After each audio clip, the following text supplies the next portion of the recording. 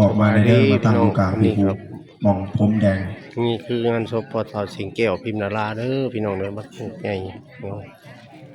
ลูกโจ้ลงศพบริการลงทองโจ้ลงทองบริการยิ่งใหญ่อลังการพี่น้อง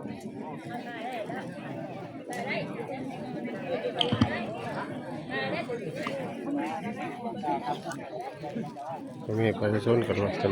หลากหลายพระบานทาวรมีอย่างอย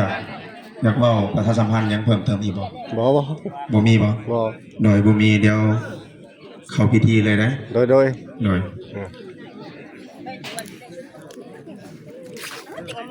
ก็ถือว่ามีพิธีวางผ้าไตรจีวรเนาะ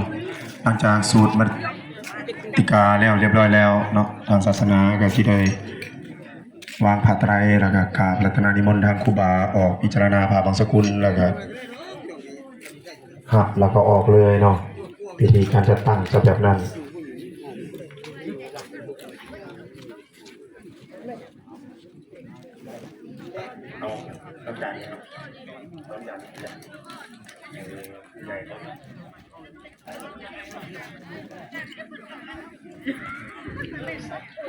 จะไม่ของครูบาเล่นไป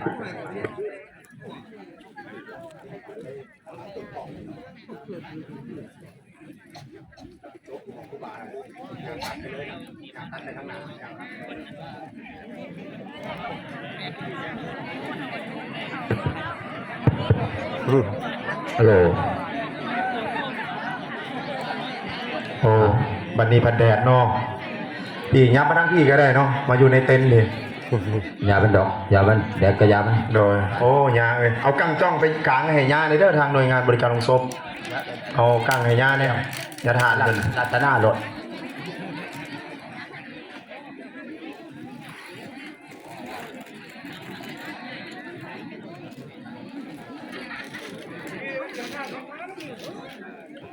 ไต่ทูบสีด้านซะก่อนโดยกำลังเตรียมความพร้อมนะโมตัสสะภะคะวะโตอะระหะโตสัมมาพุทธัสสะนะโมตัสสะภะคะวะโตอะระหะโตสัมมาพุทธัสสะนะโมตัสสะภะคะวะโตอะระหะโตมาสัมพุทธัสสะเมตัญจาสัพพโรกัสสมิงมานาสัมภาวะเยอปาริมานังบ้านใหญ่เป็นบ่โตจาเจเรนันจาอาสัมปะทังอเวลังอาสัมปะทังติทันจารังนิสินโนวจยะโนญาวะจัสสาวิกตามิโกโดยเขาบ้านใหญ่น่ะภมมาเมตังวิหารังอิตามโหติตินจาอนุปกามาสิลังวะตัสสเนนะสัมปันโนยาเกตังนายิสัตุกปาวะเสยังปุณเลเตติอนิจจวัตสังขาราอุปาทวายาปามิโนนิโรชันติเตสังอุปาทโมสุโคอนิจจวัตสังขาราอุปาทวายาปามิโนนิโรชันติเตสังอุปาทโมสุโคสัพเพชัตตามารันติจามาลิงสุจามาริสเลมาริสามินาติเมสังไสโยพวกปวดจุงว่าวนังอย่าพอดื้ออนิจจาวัฏสังขาราอุปทวายาพามิโนอุปชิตวานิโรชันติเตสังอุปธรรมโมสุโคสัพเพสัตตามารันติจามาริสุจามาลิสาเลสัพเพวังหังกริจามินาทิเมเอตสังไทโย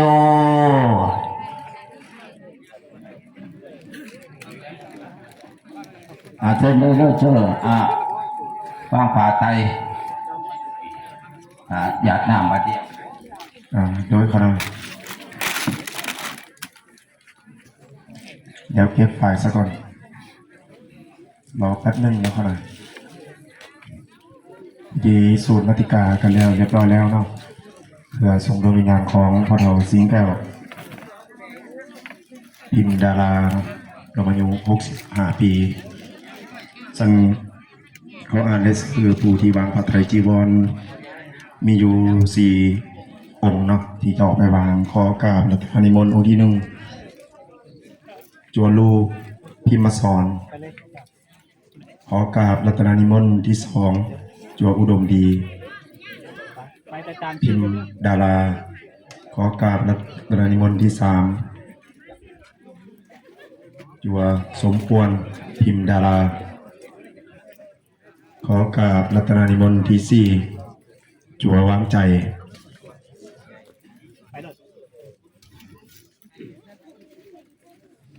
ครบทั้ง4 องค์4 ด้านเนาะ4 แจวางผ้าไตรเพื่อเป็นบุญเป็นกุศลมอบให้แด่พ่อเฒ่าสิงแก้วพิมพ์ดาราลงอายุ65 ปีขอกราบรัตนานิมนต์ทางญาทานออกพิจารณาพาบางสกุลเขาหน่อยทั้ง4 องค์เนาะ4 องค์สกอนเนาะออกพิจารณาจัวนางลงเด้อเขาหน่อยโดยนางลงจัวที่เขาไปวางผ้าไตรนางลงเนาะ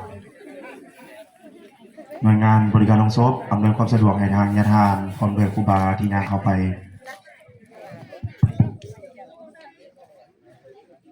เตรียมน้ำขมิ้นไว้ล้างเด้อเจ้าภาพขออนุญาตเรียนเชิญยืนอยู่เป็นแถวเนาะผู้ใดผู้สึกเป็นเจ้าภาพไปยืน อนิจจาวัตสังขาราอุปาทวายาภามิโนอุปาสิตวานิโรจันติเตสังอุปาทโมสุโค